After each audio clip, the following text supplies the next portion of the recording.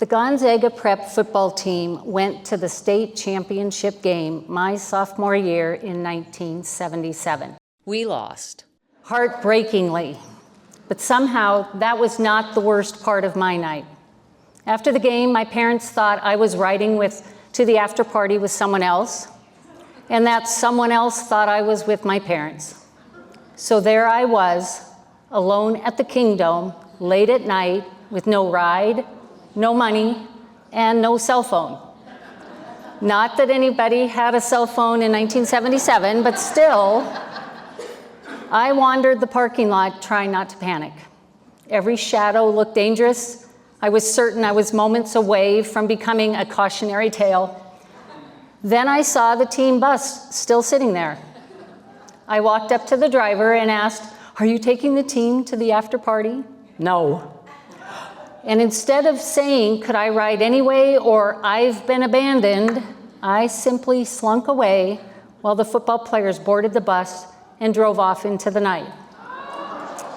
Looking back, that's the unbelievable part.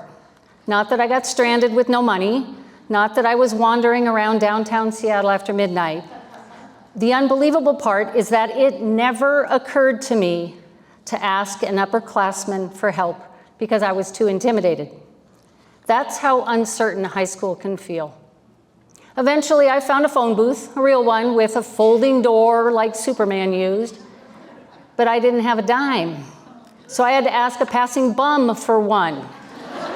And he gave it to me. My salvation that night was a homeless man outside the Kingdom. I called a cab.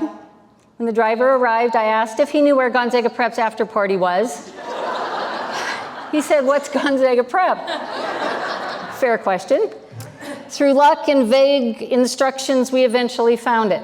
When I arrived, my very distressed mom asked, "Why didn't you just get on that bus? Those boys wouldn't have left you there." Honestly, that thought never crossed my mind.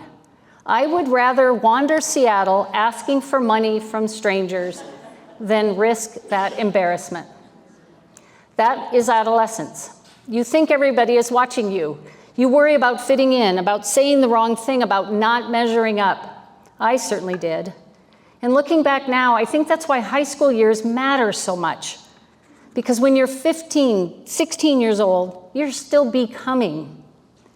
I believe in grade school you learn for your heart, how to share, how to be kind. In college, you learn for your head, specific knowledge and skill and independence. But in high school, you learn for your soul. You are deciding who you are, what you believe, where you belong. What values will form the basis of your decisions as you grow. And eventually, life asks all of us difficult things. And when it does, you don't fall back on certainty, you fall back on your foundation. Father Gordon Moreland once asked my mother what her goals were for me. Her response was simply, "I want her to go to heaven when she dies." That was Marilyn McKenna, okay, everybody who knew her. That was my mom's metric for success. And the older I get, the wiser that answer actually becomes. What we learn at Gonzaga Prep goes deeper than academics. It shapes who we are. I was in the second co-ed freshman class at Prep, and I was not exactly overflowing with confidence. I loved academics, I loved books, I was far more comfortable reading quietly in a corner than talking to the boys. In fact, I wanted to go to Holy Names where there would be no boys. Unfortunately for me, Holy Names closed before I got there. But at Prep, I found something I didn't know I needed. Teachers who saw more in me than I saw in myself. Ron Long, Sister Catherine Maureen, Pat Kavanaugh, Paul Purley, Kurt Kromholt, Al Faulkner. They didn't just teach subjects. They taught me how to think, how to stay curious, how to keep growing. And slowly, without realizing it, I was building that foundation. Not certainty, not confidence, not a perfectly mapped out future, a foundation. When I graduated from Prep, I had no clear life plan. I went to Gonzaga University primarily because I wanted to study abroad in Florence. That was my dream, not a career, not even a major. Florence. And honestly, even after college, I still didn't know exactly what I wanted to do. This was a time when young women were being told, you can do anything you want. But I didn't know women who had actually done that. I didn't have a blueprint for what leadership looked like, but what I did have were mentors. One of them was Joe Mark, a Gonzaga Prep graduate himself, who hired me at Dorian's studio when I was 16. Looking back now, I realized Joe was one of the first people who showed me what those values look like lived out in the real world, rather than in theory or in just a mission statement. Quietly, consistently, in the way that he treated people. He listened carefully, served others well, and did things the right way, even when nobody was watching. Those lessons stayed with me. A few years later, I joined Inland Imaging, and over time, I grew alongside that company. During my 32 years on the executive team there, I was privileged to be part of an extraordinary transformation of an entire industry. When I first joined the company, Inland Imaging itself was still a startup, built around the idea that advanced imaging could happen outside a hospital setting, which at the time was a relatively new concept. And over those 3 decades, I watched healthcare move along from analog to digital, from film to instant access, from technology that then felt almost unimaginable to the systems we rely on today. But the most important lessons I learned in my career had nothing to do with changing technology. One day, I was at Sacred Heart. I saw a father standing outside the CT room sobbing. His 12-year-old son had a brain aneurysm, and he was so afraid he was going to lose him. Suddenly, everything became very clear.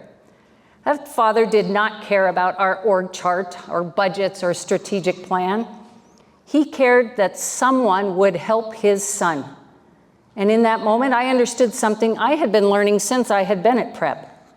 Excellence matters because people matter. Leadership matters because people matter. The work is about showing up for people in the moments they need it most. Our gifts are never meant only for ourselves. They're meant to serve others. That is one of the greatest lessons of a Jesuit education. Not just how to succeed, how to serve. And over time, I came to understand that lesson even more deeply, not as a student or as an alumna, but as a parent. When Jim and I were raising our 3 bullpups, I began to see Prep from an entirely different perspective, not simply as a place that prepares students for college or careers, but as a community that helps form human beings. Gonzaga Prep helped shape our children alongside us, and I'm deeply grateful for the adults that they have become. So that brings me to tonight.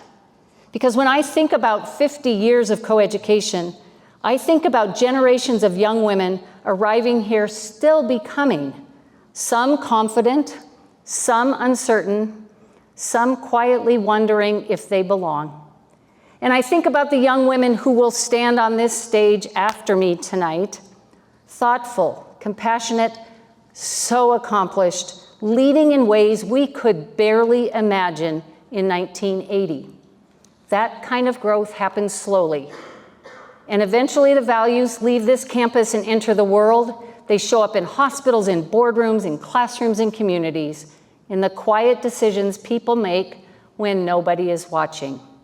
So that brings me back to where I started. That frightened sophomore girl standing alone at the Kingdom thought the scariest thing in the world was asking an upperclassman for help. She had no idea life would someday ask much harder things of her. But somewhere along the way, this place gave her a foundation strong enough to keep stepping forward anyway.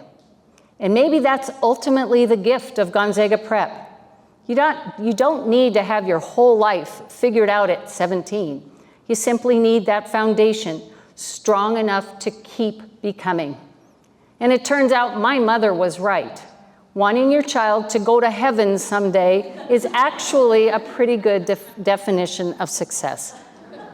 So congratulations, Gonzaga Prep, on 50 years of coeducation. Thank you.